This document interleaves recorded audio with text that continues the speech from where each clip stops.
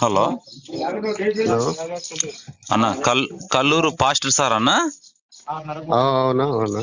అన్న, పాతకోటలో బేస్తారు రోజు మీ కడపత్రాలు పంచినారన్న, దీంట్లో మీ నెంబర్లు ఉన్నాయి పంచుంటారేమో. అన్న. మీరు వచ్చిలేరన్నా పంచనీకే? అంటే నేను వచ్చినాను కానీ నేను పంచలేదు, వేరే సాట ఉంటాయి అన్న. చెప్పనా. అదే కడపత్రాలు ఓటర్ల ఎంత మొత్తం ఇచ్చిపోయినారు చూసి కడపత్రము ఓకే ఓకే అన్న. ఈ పంచడానికి పర్మిషన్ ఉందన్న మీకు? మామూలుగా పర్మిషన్ తీసుకొని ఉంటారు అనుకుంటా నాకు తెలిసి అన్న. నా హెడ్ మీరే కదా, మీ అడ్రస్ ఉంది, కల్లూరు, సెల్ నెంబర్ 2 ఉన్నాయి. చెప్పనా. అదే పర్మిషన్ ఉందా ఈ పంచడానికి? పంచిపోయి ఉంటారులే వాళ్ళు డిస్టర్బ్ ఏమైనా చేసినారా మీకు? ఏమన్నా డిస్టర్బ్ కదన్నా, నేను అడుగుతున్నాం అన్నట్టు, పర్మిషన్ ఉందా పంచడానికి అని అడుగుతున్నాం. పర్మిషన్ తీసుకుంటారు, ఎస్ఐ దగ్గర చెప్పింటారు. అసలు ఉపయోగం ఏమన్నా మీ యేసు ప్రభు గురించి ప్రకటించడానికి? ఉపయోగం ఏమి? మనుషులకి ఏం ఉపయోగము? మనుషులకు ఏం ఉపయోగం అంటే మార్పు చెందాలా, మంచి మనసు అంటే మారు మనసు పొందాలా, అంటే సమాజానికి కీడు చేయకుండా మంచి మనసు మార్చుకొని నీతిగా, యథార్థంగా, పరిశుద్ధంగా బతకాలన్నట్టుగా నీతిని బోధిస్తుంది యేసు ప్రభు. అంతేగాని కీడు చేయాలని, నరహత్యలు చేయాలని, దొంగతనాలు చేయాలని అటు బోధించదు. ఏ మొత్తమైనా కూడా నీతిని, మంచిని బోధిస్తుంది అంతే. అవునా అన్న.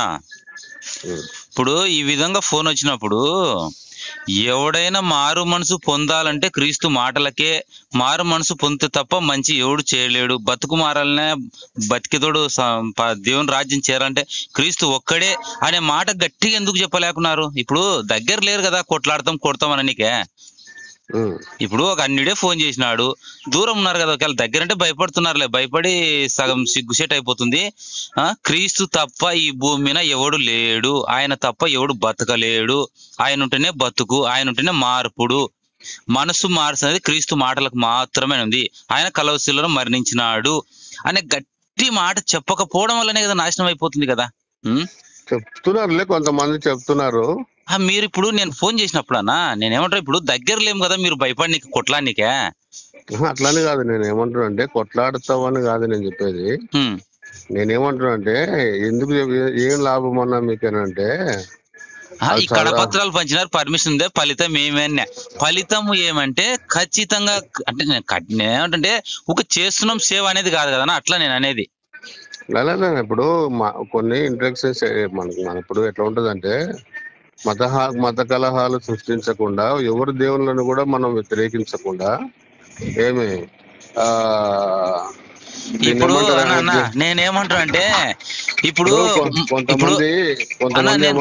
కొంతమంది గురించి వద్దన్నా, పరిశుద్ధ గ్రంథం బైబుల్ ఏం చెప్పింటే దాంట్లో ఏముంటే అది చెప్పడం. దాంట్లో విగ్రహాలు ఒట్టివని విగ్రహాల గురించి మస్తుగా ఉంది, నేను అది చెప్పమంటలేను.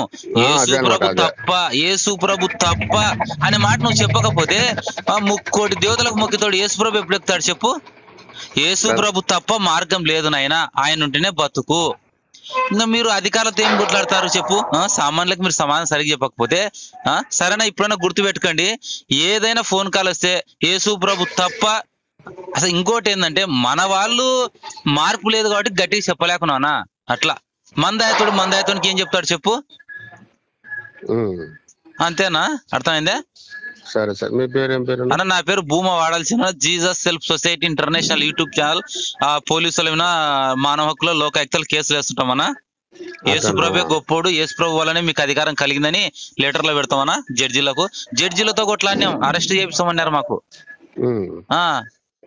యేసు ప్రభు తప్ప ఎవరిని వల్ల అధికారం కలగలేదు అని బైబుల్లో ఉంది. అది దేవుని ప్రభుత్వ అధికారులకు ఎదిరిస్తే దేవునికి ఎదిరించినట్టు అని ఉంది, బైబుల్ ఉంది, నా మాట కాదు కదా.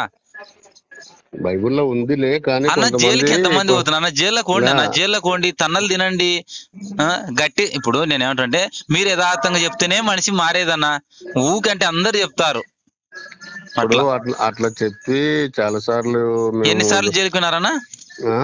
జీపులు వాళ్ళు కొట్టినారు అన్న, జీపులు వగులుతాయి, నెత్తులు వగులుతాయి. ఇప్పుడు ఏముంది నా జీవం గల దేవుడు, ఆయన భూమి మీద పుట్టినరోజే ఆ రాజే 100 మంది పిల్లలను గొంతులు కోపిస్తాడు. మరణం అనేది మనకు యాక్చువల్ అంతే అనేది మనకు. సరేనా? వందనాలన్నా, మీరు యథార్థంగా ఉంటే మా లెక్కతో మేము బలపడతాం. వందనాలన్నా, ఉంటాం. తప్పకుండా. ఓకేనా? ఓకేనా? ఓకే.